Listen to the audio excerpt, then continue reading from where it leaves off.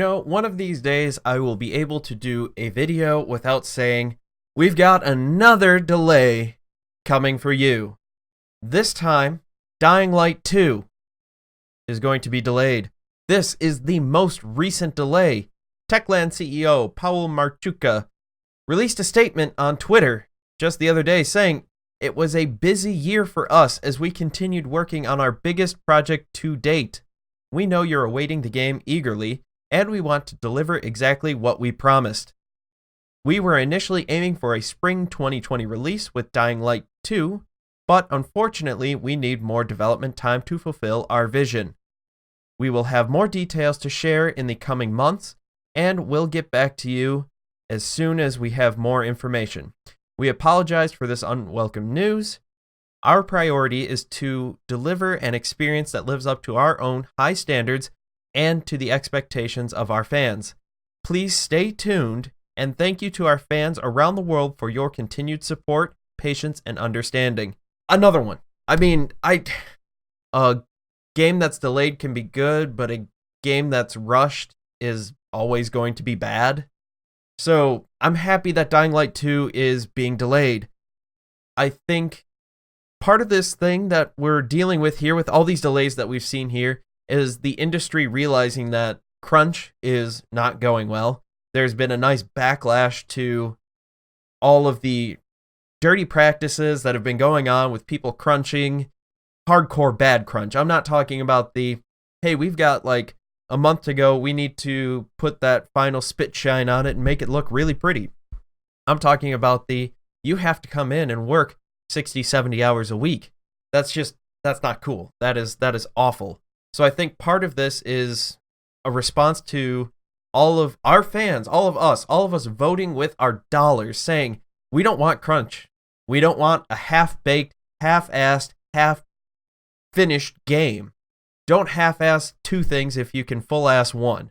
So what I think Dying Light is doing here is they're trying to go full-ass on Dying Light 2, which is great. I think this is awesome.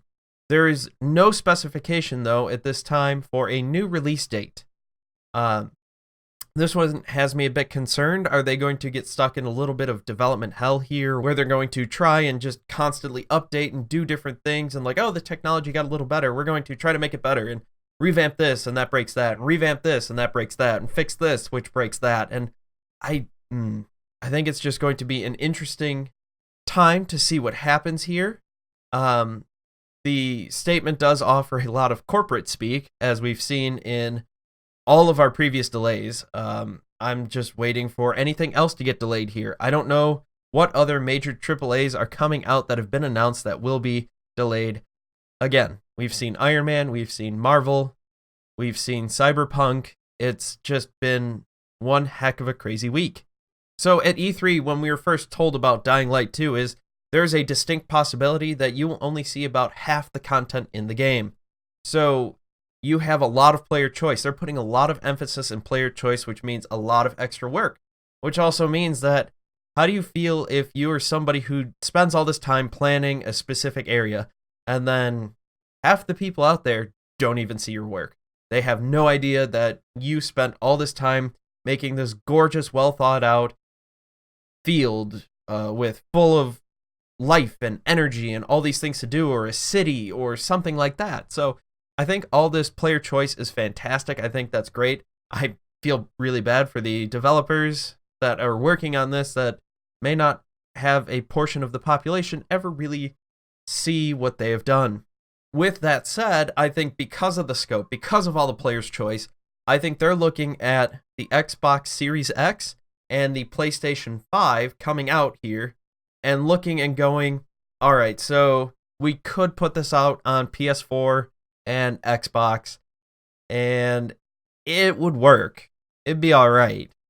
But then they'd run into the graphical downgrade that The Witcher ran into and have a whole nother controversy.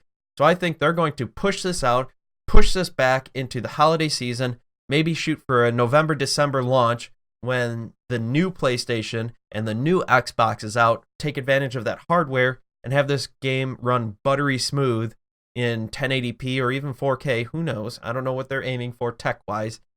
I think this is a a good idea. I think it's an interesting idea.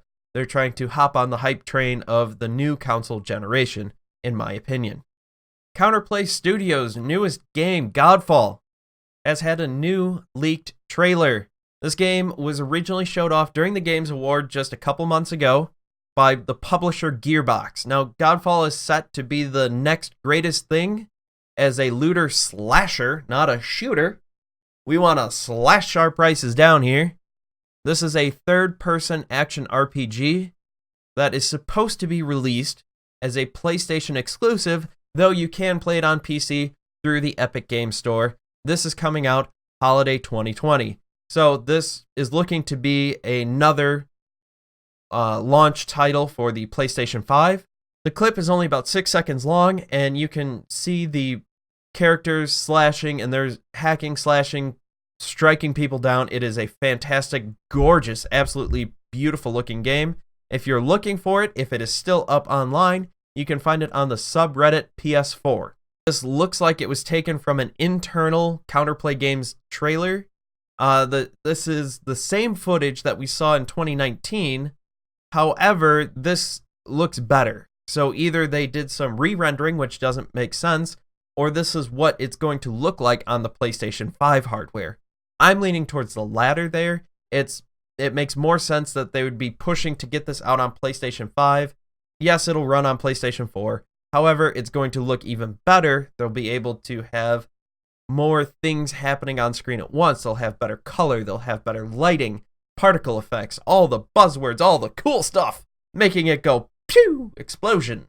Melee combat looked awfully weighty. It looked fantastic. It looks like an amazing game. While the trailer at the Game Awards did not reveal too much about this, the developers could not stay as tight-lipped. They've let it slip that you will be a member of the illustrious Knights Order, and you're supposed to be holding back the apocalypse. So, no big deal, just another Tuesday afternoon. You can play solo or with up to 3 friends, and you'll fight across different planes of Earth, Fire, Wind, Water, Heart, Spirit, sorry, Captain Planet. Hey, that's what I'm thinking here. All these different realms, all these enemies will have different attacks. You'll be able to slash through them, hack through them, and get all your fantastic loot. This is Gearbox, so think of the loot system like Borderlands. It's not supposed to be Borderlands, but let's face it, the loot system, I think it's going to be this nice hybrid of Diablo and Borderlands. This is giving me some nice Diablo vibes. Like, I really love Diablo. It's a great game. I love wasting hours on it with my friends. So this seems like it could be the replacement there. So how did this game get off to such a hype start? It is through the roof here. Well, the pedigree of the team is top notch. They have about 75 developers, and they've had some experience on a few good games. Nothing too big, just the Ratchet and Clank series, the God of War series, Destiny 2, Horizon Zero Dawn, Diablo 3, Gears 5, Star Wars Battlefront, Titanfall 2, Left 4 Dead 2, Evolve, Halo 5, Battlefield 3, BioShock Infinite, Call of Duty, Injustice 2, and Overwatch. So nothing all that successful, nothing all that pretty, just, some average games, and they decided to take it up a notch here in this one. Counterplay CEO Keith Lee told the PlayStation blog, "Our game is uniquely one part gear-driven and one part player skill-driven. Godfall retains the desire for offensive-oriented, mastery-driven combat, rewarding you with head-turning, powerful loot that inspires your next set of character builds. Our goal for co-op is stronger together and fun for all." So, all for one. One for all.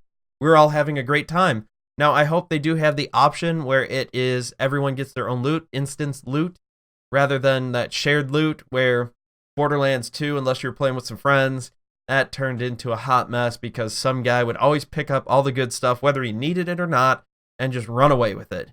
Just be some kind of douche. But, hey, could be fun. I can't wait for this game to come out. It looks like it's going to be a great time. I'm not pre-ordering. I'm starting a new thing where I don't want to pre-order. I don't want to give companies my money before they can give me a good product.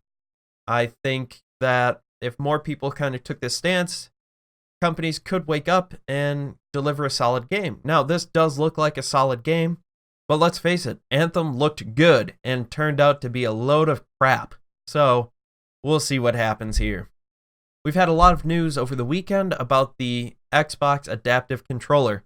Now, this is an amazing piece of tech. It allows people to play games that couldn't previously play these games.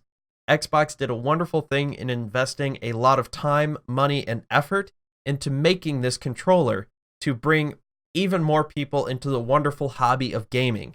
There is one downside to the Xbox Adaptive Controller, and that's in the name. It's the Xbox Adaptive Controller. So, if you own a PlayStation 4 or if you own a Nintendo Switch, you're kind of SOL, or so you were. One man's ingenuity is changing that. Rory Steel tweeted out a video of his daughter playing The Legend of Zelda Breath of the Wild with a ridiculously modified Xbox Adaptive Controller.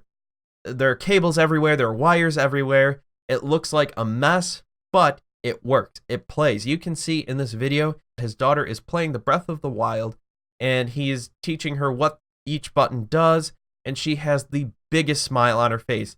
She is so excited to be able to play this. Now, this is the first version of this modified controller, and Steele says he is planning on improving this design with future iterations. The most impressive part, though, is he was able to do this in a single weekend. He got all the parts off of eBay and local hardware stores, and he was able to do this, no problem. Now, he is the head of Digital Jersey Academy, so he's familiar with making and modifying electronics, so this isn't something totally new to him. But the fact that he was able to do it in a weekend is amazing. This project caught the eye of Phil Spencer, the head of Xbox, who called it incredible. It's amazing how flexible the adaptive controller can be. He was able to jury-rig this together and make it work with the Nintendo Switch controllers.